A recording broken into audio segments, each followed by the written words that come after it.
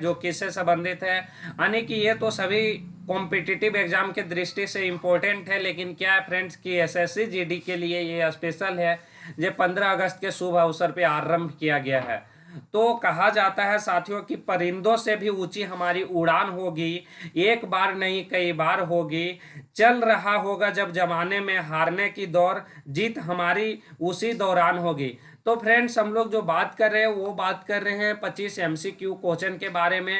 और उसमें हम लोग जो पहला क्वेश्चन देखेंगे वो क्या देखेंगे, तो हम लोग जो पहला क्वेश्चन देखेंगे वो यह है कि यहाँ पे आप लोग देख पा रहे होंगे स्क्रीन पे कि लोथल किस युग का ऐतिहासिक स्थल है। जो लोथल है वो किस युग का ऐतिहासिक स्थल है। तो ऑप्शन नंबर ए में है ऋग्वैदिक युग, बी में है लौ युग, सी में है सिंधु घाटी युग, और डी में जो है वो है गुप्त काल युग। तो इस प्रश्न का जो सही उत्तर होगा वो होगा सिंधु घाटी युग, क्योंकि लोथल है वो क्या है कि जो है वो सिंधु घाटी समय का एक ऐतिहासिक स्थल है। जो कहाँ पे पड़ता है, वो गुजरात का पड़ता है। उसके बाद हम लोग बात करेंगे प्रश्न संख्या 2 के बारे में। और यहाँ पे आप लोग देख पा रहे होंगे कि निम्न में से हिंदुओं की सबसे पुरानी पुस्तक कौन सी है। क्या फ्रेंड्स, निम्न में से सबसे पुरानी पुस्तक जो हिंदुओं का है वो कौन सा है। तो ये में है रामायण, बी सॉरी ये में है महाभाष्य, बी में है रामायण, सी में है अष्टाध्यायी, और डी में जो है भारत महा है। तो ये चीज आप लोग देख पा रहे होंगे। तो इस प्रश्न का जो सही उत्तर होगा वो होगा ऑप्शन नंबर बी, क्योंकि जो हिंदुओं के लिए सबसे पुरानी ग्रंथ या तो पुस्तक है वो रामायण है। तो इसलिए इस प्रश्न का सही उत्तर क्या होगा, ऑप्शन नंबर बी। उसके बाद हम लोग बात करेंगे प्रश्न संख्या 3 के बारे में। और यहाँ पे साफ साफ लिखा हुआ है, देख पा रहे होंगे आप लोग कि सिंधु घाटी सभ्यता की खुदाई जो 1922 ईस्वी में मोहनजोदड़ो के स्थान पर हुआ था वो किसके नेतृत्व में हुआ था। आप लोग यहाँ पे अगर वीडियो थोड़ा स्पीड लग रहा होगा तो पॉज करके देख सकते हैं, अगर स्लो लग रहा होगा तो अपना सेटिंग में उसको स्पीड करके देख सकते हैं। तो यहाँ जो है इस प्रश्न का उत्तर होगा जो सिंधु घाटी सभ्यता का जो खुदाई हुआ था 1922 में मोहनजोदड़ो वाला क्षेत्र में, उसमें कौन किसके नेतृत्व में हुआ था। तो ऑप्शन नंबर ए में है D R Sahni, Dayaram Sahni, B में जो है वो है भी ए स्मिथ, डी में आर डी बनर्जी, राखलदास बनर्जी, और डी में जो है वो क्या है कैटलवर। तो इस प्रश्न का जो सही उत्तर होगा फ्रेंड्स ऑप्शन नंबर सी होगा, क्योंकि जो राखलदास बनर्जी के नेतृत्व में मोहनजोदड़ो का खोज हुआ था कब, 1922 ईस्वी में। उसके बाद हम लोग बात करेंगे किसका, प्रश्न संख्या 4 के बारे में। और प्रश्न संख्या 4 में यहाँ पे जैसा कि पूछा गया है कि आधुनिक मत से, क्या आधुनिक मत से जो आर्यों का मूल्य निवास है वो कहाँ है। जो मूल निवास है, वो मूल निवासी हैं वो कहाँ के हैं, आर्यों।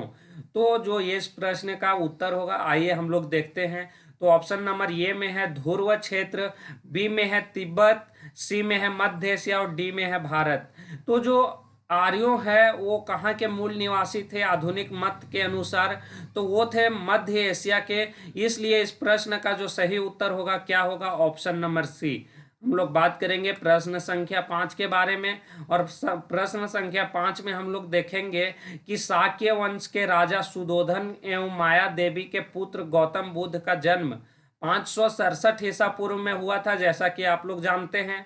और जो इनका जो जन्म हुआ था गौतम बुद्ध, जो इनके माता पिता थे वो कौन थे, पिता थे सुधोधन और माता थी कौन, माया देवी। और वो कौन सा कुल के थे, तो शाक्य वंश के थे।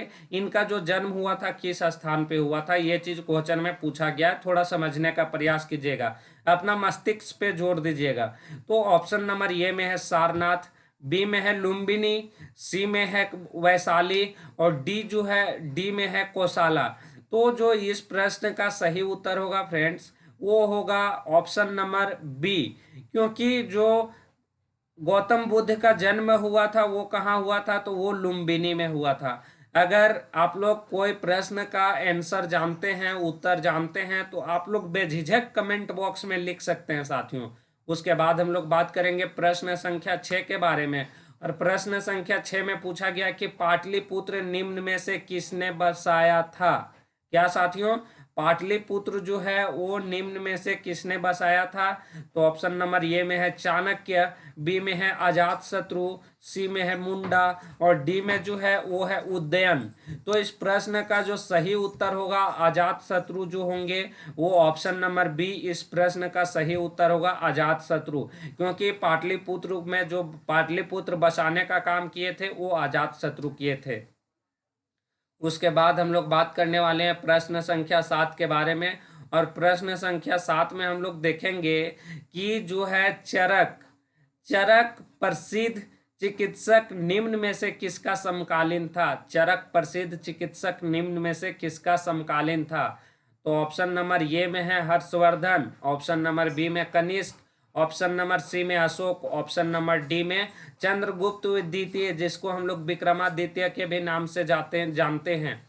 तो इस प्रश्न का जो सही उत्तर होगा फ्रेंड्स वो क्या होगा? ऑप्शन नंबर बी कनिष्क, क्योंकि चरक प्रसिद्ध चिकित्सक जो थे वो किसके समकालीन थे? तो वो थे कनिष्क के समकालीन। तो इस प्रश्न का उत्तर होगा ऑप्शन नंबर बी। उसके बाद हम लोग बात करने वाले हैं प्रश्न संख्या 8 के बारे में। और प्रश्न संख्या 8 में जो पूछा गया है वो पूछा गया है कि सिंधु सभ्यता के टेराकोटा में निम्नलिखित में से कौन सा पालतू जानवर विद्यमान नहीं था? यानी कि सिंधु सभ्यता के टेराकोटा में निम्नलिखित में से कौन सा पालतू जानवर विद्यमान यानी कि उपस्थित नहीं था? तो इस प्रश्न को हम लोग देखते हैं। और इसमें ऑप्शन नंबर ए में दिया गया है भैंस, बी में दिया गया है भेड़, सी में दिया गया है गाय, डी में दिया गया है सुअर। तो इस प्रश्न का जो सही उत्तर होगा वो होगा ऑप्शन नंबर सी गाय, यानी कि सिंधु घाटी के टेराकोटा में जो थे गाय उपस्थित नहीं था, विद्यमान नहीं था। तो इस प्रश्न का सही उत्तर होगा ऑप्शन नंबर सी। उसके बाद हम लोग बात करने वाले हैं प्रश्न संख्या 9 के बारे में साथियों। और प्रश्न संख्या 9 में हम लोग देखते हैं कि जो द्वितीय बौद्ध संगति, क्या साथियों? द्वितीय बौद्ध संगति का आयोजन निम्न में से किस शासक द्वारा करवाया गया था? यानी कि जो द्वितीय बौद्ध संगति था वो नीचे दिए हुए ऑप्शनों में से किस शासक द्वारा करवाया गया था? तो इसमें देखते हैं कि ऑप्शन नंबर ए में है कालाशोक, बी में है वो कौन सा है? तो बी में है अजात शत्रु, डी में सी में है अशोक और डी में है शिशुनाग। तो इस प्रश्न का जो सही उत्तर होगा वो द्वितीय बौद्ध संगति कराने वाला शासक थे, वो कौन थे? तो वो थे कालाशोक। तो इस प्रश्न का जो सही उत्तर होगा कौन होगा? Option number A. कहा जाता है फ्रेंड्स कि थोड़ा जिद्दी हूँ, ख्वाब देखने की बाज नहीं आता, थोड़ा जिद्दी हूँ, ख्वाब देखने का बाज नहीं आता, बिना संघर्ष किए हार जाऊं ये मुझे नहीं आता। क्या? बिना संघर्ष किए हार जाऊं ये मुझे नहीं आता। तो इस प्रश्न का सही उत्तर होगा ऑप्शन नंबर ए फ्रेंड्स। उसके बाद हम लोग बात करने वाले हैं प्रश्न संख्या 10 के बारे में। और प्रश्न संख्या 10 में जो पूछा गया है, भारत सरकार द्वारा प्रयोग में आने वाला संवत किसने प्रारंभ किया? यानी कि भारत सरकार द्वारा प्रयोग में आने वाला शक संवत किसने प्रारंभ किया? शक संवत को प्रारंभ करने वाला कौन है यहाँ पे दिए गए हुए ऑप्शन में? तो आइए देखते हैं हम लोग। तो इसमें जो ऑप्शन नंबर ए में है कनिष्क, बी में है विक्रमादित्य, सी में है समुद्रगुप्त और डी में है अशोक। तो इस प्रश्न का जो सही उत्तर होगा फ्रेंड्स वो होगा ऑप्शन नंबर ए, यानी कि कनिष्क। भारत सरकार द्वारा प्रयोग में आने वाला शंख संवत का जो प्रारंभ किए वो किसने किए? तो वो किए कनिष्क। तो इसलिए इस प्रश्न का सही उत्तर होगा ऑप्शन नंबर ए। उसके बाद हम लोग बात करेंगे प्रश्न संख्या 11 के बारे में।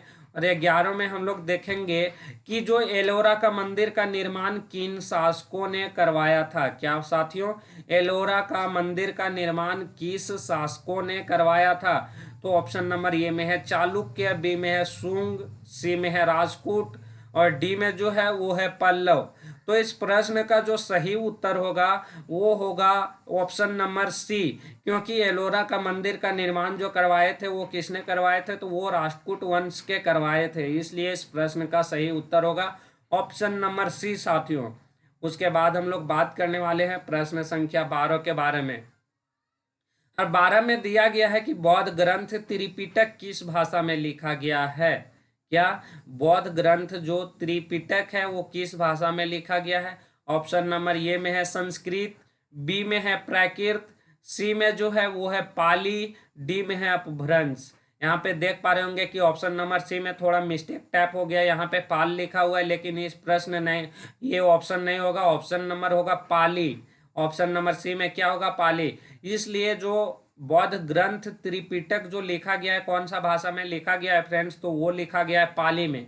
इसलिए इस प्रश्न का जो सही उत्तर होगा कौन सा होगा फ्रेंड्स? वो होगा ऑप्शन नंबर सी, क्योंकि जो पाली होगा वो सही उत्तर होगा। उसके बाद हम लोग बात करेंगे किसके बारे में? प्रश्न संख्या 13 के बारे में। और प्रश्न संख्या 13 में हम लोग देखेंगे कि वर्ण व्यवस्था की उत्पत्ति का संकेत सर्वप्रथम किस धर्म ग्रंथ में मिलता है? वर्ण व्यवस्था का जो उल्लेख है वो सर्वप्रथम किस धर्म ग्रंथ में मिलता है? तो आइए देखते हैं हम सभी ऑप्शन में हम लोग को डिसाइड करना है। अगर आप लोग कोई प्रश्न का उत्तर जानते हैं तो दे सकते हैं आराम से साथियों। उसके बाद हम लोग बात करने वाले हैं ऑप्शन के बारे में। ऑप्शन ए में है ऋग्वेद, बी में है यजुर्वेद, सी में अथर्ववेद, डी में मनुस्मृति। तो इस प्रश्न का जो सही उत्तर होगा वो होगा ऑप्शन नंबर ए, क्योंकि वर्ण व्यवस्था की उत्पत्ति जो हुई है, उत्पत्ति का संकेत सर्वप्रथम जो हम लोग को मिलता है वो किस में मिलता है? वो मिलता है हम लोग को ऋग्वेद में। उसके बाद हम लोग बात करेंगे प्रश्न संख्या 14 के बारे में। और प्रश्न संख्या 14 में आप लोग यहाँ पे देख पा रहे होंगे कि तमिल का गौरव ग्रंथ, यानी कि जिसका नाम क्या है? तमिल का गौरव ग्रंथ जीवक चिंतामणि। क्या है साथियों? जीवक चिंतामणि किस धर्म से संबंधित है? क्या जो जीवक चिंतामणि है वो किस धर्म से संबंधित है? तो आइए हम लोग देखते हैं। ऑप्शन नंबर ए में है जैन, बी में है बौद्ध, सी में है हिंद, और डी में जो है वो है ईसाई। तो इस प्रश्न का जो सही उत्तर होगा साथियों ना, वो होगा ऑप्शन नंबर ए। जो जीवक चिंतामणि धर्म है वो किससे संबंधित है? वो तो वो जैन धर्म से संबंधित है। उसके बाद हम लोग बात करने वाले हैं प्रश्न संख्या 15 के बारे में। हाँ, और प्रश्न संख्या 15 में लिखा गया है कि भारत के सबसे पुरानी स्पष्ट लिपि कौन सी है? क्या भारत की सबसे पुरानी स्पष्ट लिपि कौन सी है? आइए देखते हैं। ये है क्वेश्चन नंबर 15, और 15 के ऑप्शन हम लोग आइए देखते हैं। तो ऑप्शन नंबर ए में है देवनागरी, बी में अरेबिक, सी में पर्शियन, डी में ब्राह्मी। तो इस प्रश्न का जो सही उत्तर होगा साथियों वो होगा ऑप्शन नंबर डी, क्योंकि भारत की सबसे पुरानी स्पष्ट लिपि के अगर हम लोग बारे में बात करें तो वो कौन सी है? तो वो है ब्राह्मी। इसलिए इस प्रश्न का सही उत्तर होगा ऑप्शन नंबर डी। उसके बाद हम लोग बात करने वाले हैं प्रश्न संख्या 16 के बारे में। और 16 में लिखा हुआ है कि वो बुद्ध का अर्थ क्या होता है? तो बुद्ध का अर्थ क्या है? यहाँ पे आप लोग साफ साफ देख पा रहे होंगे। ये सारी प्रश्न बहुत इंपॉर्टेंट है साथियों, इसको आप लोग को करना या तो दिमाग में रखना बहुत अनिवार्य है। तो आप लोग यहाँ प्रश्न संख्या देख पा रहे होंगे 16 में कि बुद्ध का अर्थ क्या है? तो यहाँ पे ऑप्शन नंबर ए में है ज्ञान प्राप्ति, बी में धर्म प्रचारक, सी में प्रतिभाशाली, और डी में जो है वो है भक्ति प्रणाली। तो इस प्रश्न का जो सही उत्तर होगा ना वो होगा ऑप्शन नंबर ए, क्योंकि बुद्ध का जो अर्थ होता है वो होता है ज्ञान प्राप्ति, तो ज्ञान प्राप्त। उसके बाद हम लोग बात करने वाले हैं प्रश्न संख्या 17 के बारे में। और प्रश्न संख्या हम लोग 17 में देखेंगे कि जैन धर्म को संरक्षण किसने दिया था? क्या जैन धर्म को जो संरक्षण है वो किसने दिया था? तो यहाँ पे लिखा हुआ है ऑप्शन नंबर ए में पुष्यमित्र शुंग, बी में कनिष्क, सी में समुद्रगुप्त, और डी में जो है खारवेल। तो जो जैन धर्म का संरक्षण देने वाले हैं वो कौन है? तो होंगे खारवेल। इसलिए इस प्रश्न का सही उत्तर जो होगा फ्रेंड्स वो होगा ऑप्शन नंबर डी। उसके बाद हम लोग बात करेंगे प्रश्न संख्या 18 के बारे में। और प्रश्न संख्या 18 में पूछा गया है कि जैन धर्म के ग्रंथ कल्प सूत्र का रचना किसने किया था? क्या जो जैन धर्म का ग्रंथ है कल्प सूत्र का रचना किसने किया था? तो यहाँ पे जो है कल्प सूत्र का रचना करने वाले उन लोग को देखते हैं। ऑप्शन नंबर ए में है स्थूल भद्र, बी में है भद्रबाहु, सी में है संभूत विजय, डी में है देवर्थी क्षमा शर्मन। क्या है? डी में देवर्थी क्षमा शर्मन। तो इस प्रश्न का जो सही उत्तर होगा प्रश्न संख्या 18 का वो होगा ऑप्शन नंबर बी, क्योंकि जो जैन धर्म के ग्रंथ कल्प सूत्र का रचना करने वाले हैं वो हैं भद्रबाहु, इसलिए इस प्रश्न का सही उत्तर होगा प्रश्न संख्या बी। उसके बाद हम लोग बात करें, ओ सॉरी, ऑप्शन नंबर बी होगा यहाँ पे, प्रश्न संख्या मैंने कह दिया। उसके बाद हम लोग बात करने वाले हैं किसके बारे में, प्रश्न संख्या 19 के बारे में। और प्रश्न संख्या 19 में पूछा गया है यहाँ पे कि बुध की एक ही पत्थर से बनी सबसे ऊंची मूर्ति कहाँ बनाई गई है। क्या, फिर से देखिए ये प्रश्न इंपॉर्टेंट है। बुध का मूर्ति जो बना हुआ है वो कैसे बना हुआ है, एक ही पत्थर से बना हुआ है, और सबसे ऊंची मूर्ति कहाँ बनाई गई है, यानी कि एक ही पत्थर से बना सबसे ऊंची मूर्ति कहाँ बनाई गई है। तो ऑप्शन नंबर ए में जो है वो क्या है, बामियान, बी में है हैदराबाद, सी में है कैंडी, और डी में जो है वो है लहासा। तो जो इस प्रश्न का सही उत्तर होगा वो होगा ऑप्शन नंबर डी, क्योंकि बुध का जो सबसे एक ही पत्थर से बना सबसे ऊंची मूर्ति वो कहाँ बना है, तो वो बना है लहासा में।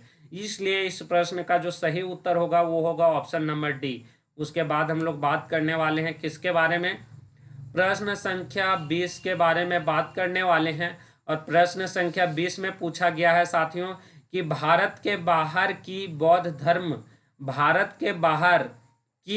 धर्म सर्वप्रथम कहाँ स्वीकारा गया था। यानी कि जो भारत के बाहर, जैसे बौद्ध धर्म भारत का तो ही मूल धर्म है, क्योंकि जो गौतम बुद्ध थे वो यहीं के थे। उसके बाद अगर हम लोग बात करें कि भारत के बाहर में कहाँ अपनाया गया था सबसे पहले, तो इसके बारे में आइए हम लोग देखते हैं। तो ऑप्शन नंबर ए में है तिब्बत, बी में है जापान, सी में है चीन, और डी में जो है वो है श्रीलंका। तो जो इस प्रश्न का सही उत्तर होगा, भारत के बाहर सबसे पहले बौद्ध धर्म को अपनाया गया था, वो कहाँ अपनाया गया था, तो श्रीलंका में अपनाया गया था। इसलिए इस प्रश्न का जो सही उत्तर होगा ना वो होगा ऑप्शन नंबर डी। उसके बाद हम लोग बात करने वाले हैं प्रश्न संख्या 21 यानी कि 21 के बारे में। और 21 में यहाँ पे पूछा गया है क्या, आइए देखते हैं। तो 21 में यहाँ पे पूछा गया है साथियों कि जो है निम्न में से किसने शून्यता का सिद्धांत दिया था। क्या, निम्न में से शून्यता का सिद्धांत किसने दिया था, आइए देखते हैं। ए में है नागार्जुन, बी में शंकराचार्य, सी में है हरिसेन, डी में क्या है बल्लभाचार्य। क्या साथियों, बी में है जो वो है बल्लभाचार्य। तो इस प्रश्न का सही उत्तर होगा शून्यता का सिद्धांत जो दिया था वो किसने दिया था, तो नागार्जुन ने दिया था। इसलिए इस प्रश्न का सही उत्तर होगा ऑप्शन नंबर ए, यानी कि ऑप्शन नंबर ए नागार्जुन इस प्रश्न का सही उत्तर होगा, क्योंकि नागार्जुन ने ही शून्यता का सिद्धांत का क्या दिए थे, शून्यता का सिद्धांत। उसके बाद हम लोग बात करने वाले हैं प्रश्न संख्या 22 के बारे में। और 22 में पूछा गया कि निम्न में से किसने प्राचीन भारत के चिकित्सा पर पुस्तक लिखी थी। यानी कि कौन थे जो निम्न में से प्राचीन भारत में ही चिकित्सा पर पुस्तक लिख डाली थी। तो ऑप्शन नंबर ए में है चरक, बी में है नागार्जुन, सी में आर्यभट्ट, डी में वराह मिहिर। यानी कि यहाँ तो इस प्रश्न का जो सही उत्तर होगा साथियों वो होगा ऑप्शन नंबर ए, क्योंकि चरक ही थे जो क्या किए थे कि प्राचीन भारत में ही चिकित्सा पर पुस्तक लिख डाली थी। उसके बाद हम लोग बात करेंगे, इसलिए इस प्रश्न का सही उत्तर होगा ऑप्शन नंबर ए। उसके बाद हम लोग बात करने वाले हैं प्रश्न संख्या 23 के बारे में। और प्रश्न संख्या 23 में है कि आदि शंकराचार्य का जन्म कहाँ हुआ था।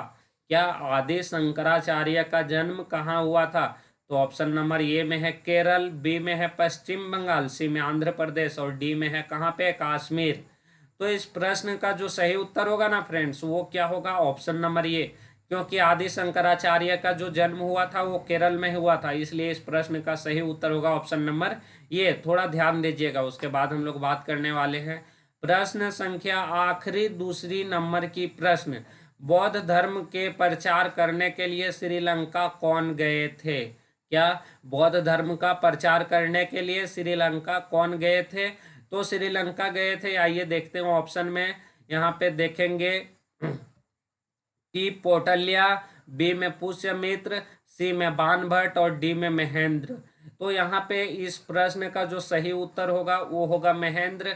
जो अशोक महान है वो अपने पुत्र को खुद भेजे थे कहाँ पे, बौद्ध धर्म के प्रचार करने के लिए कहाँ पे, श्रीलंका। तो इसलिए इस प्रश्न का जो सही उत्तर होगा वो होगा ऑप्शन नंबर यानी कि डी। इसलिए इस प्रश्न का सही उत्तर होगा क्या, महेंद्र।